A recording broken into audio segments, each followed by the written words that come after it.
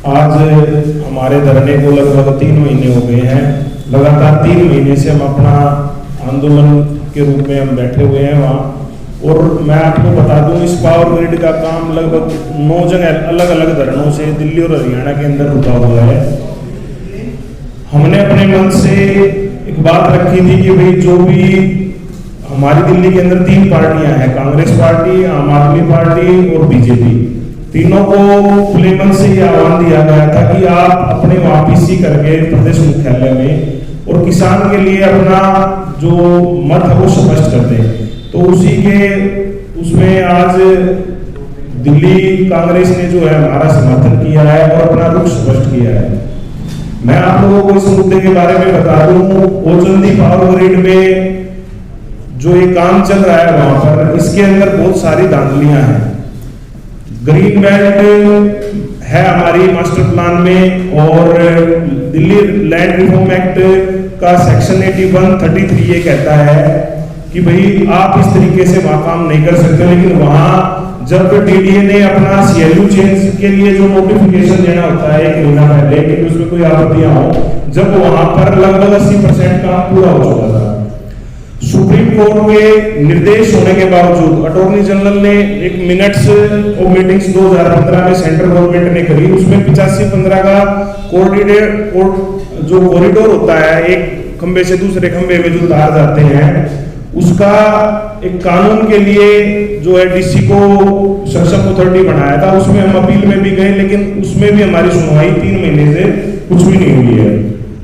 दिल्ली का जो circle rate है वो 5 करोड़ और 3 करोड़ की तालियां जो है एलजी महोदय और केजरीवाल जी बजवाते हैं, लेकिन अभी भी 53 लाख पे वोट की हुई है। वो फाइल अभी तक कहां फंसी हुई है हमें इस बात का नहीं पता। पीछे आपने 4 या 5 जनवरी की बात है, एक नया 138 साल पुराना कानून जो है हमारे दोनों सदनों में पास हुआ, और ये कहा गया कि 138 साल पुराना जो कानून है इंडियन टेलीग्राफ एक्ट वो खत्म हो चुका है। वो खत्म हो चुका है तो नया आ गया है 2023।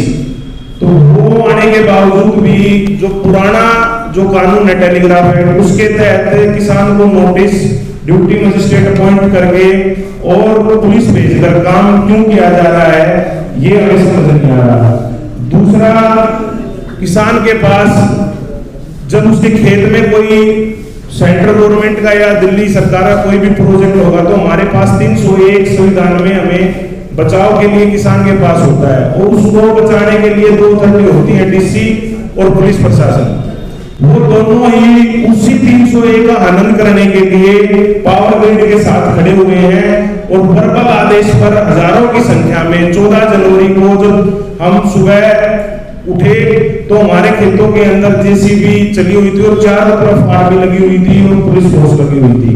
जब उनसे ये पूछा गया कि भाई आप किस आपको लिखित आदेश है हमारे खेत में घुसने का, तो उन्होंने कहा कि हम तो नॉर्मल ड्यूटी पे लगे हुए हैं।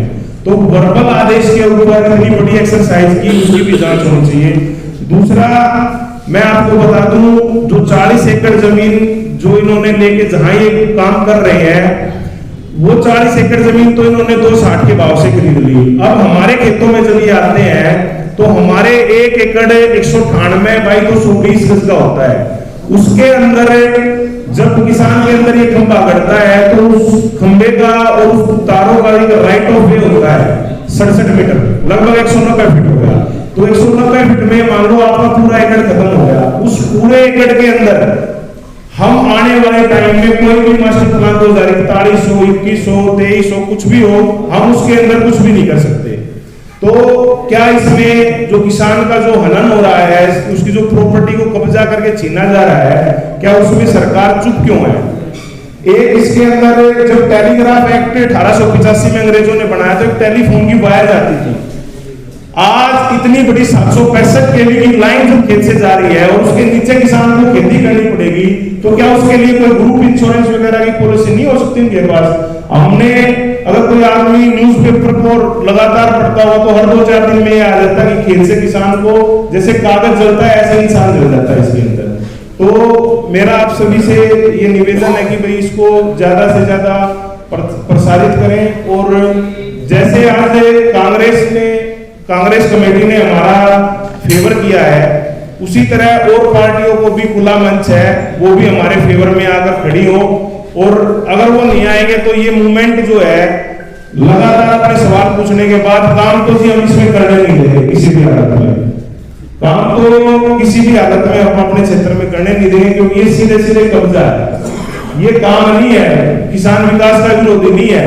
लेकिन अगर हमारे खेतों से कोई वायर जाएगी तो हमारा जो उचित मुआवजा मिलना है वो अगर हमें नहीं मिलेगा तो हम अपने खेत से नहीं जाने देंगे। इसके लिए चाहे हमें किसी भी हद तक जाना पड़े, हम उसके लिए तैयार हैं। धन्यवाद। एक वहाँ 8-10 मौत तय होली भाई साहब, वहाँ वो भी बोल। कांग्रेस जो है जहां किसानों के साथ समर्थन करती है, आप सब लोगों को ध्यान होगा कि कल की जो हमने प्रेस कॉन्फ्रेंस की थी और 3 तारीख को हम एक बड़ी रैली जो है गीता कॉलोनी रामलीला मैदान में कर रहे हैं, जिसका नाम न्याय संकल्प सम्मेलन है। उस न्याय संकल्प सम्मेलन में हम लोगों ने एक मुद्दा किसान न्याय का भी रखा, और वो किसान न्याय का समझता हूं इससे बड़ा कोई आंदोलन नहीं हो सकता कि किसानों की भूमि को अनधिकृत रूप से कब्जा करने की कोशिश हो रही है। तो हम अपनी उस रैली में भी उचंदी और उसके आसपास के गांव के लोगों का, हरियाणा के लोगों का 19 गांव दिल्ली के जो है इस सारे प्रोजेक्ट के अंदर आ रहे हैं। तो हम अपनी रैली में जो है उसका उल्लेख भी जो है हम लोग जो है किसान न्याय के तहत जो है उस रैली के अंदर करेंगे। आप लोगों का अगर कोई प्रश्न हो तो आप लवली जी, हरियाणा में कांग्रेस के मुख्य विपक्ष है, वहाँ डबल इंजन सरकार है, तो वहाँ आपका विपक्ष क्या भूमिका निभाएगा? देखिए, कांग्रेस पार्टी अगर दिल्ली में आपका समर्थन कर रही है तो ये केवल दिल्ली की कांग्रेस नहीं कर रही, पूरी देश की कांग्रेस करेगी। तो निश्चित रूप से हरियाणा कांग्रेस भी जो है वो किसानों के साथ मजबूती के साथ खड़ी होगी। और ये जो डबल इंजन वाली सरकार है, ये डबल इंजन अडानी का है, किसानों का नहीं है, तो ये उनकी मदद के लिए है। एक सवाल स्टैंडर्ड जी से है, क्या ये एक राज्य का मूवमेंट है या 5 राज्यों को ऑर्गेनाइज है, या कोई बड़ी पंचायत आप फ्रंटेज पे खोलने जा रहे हैं?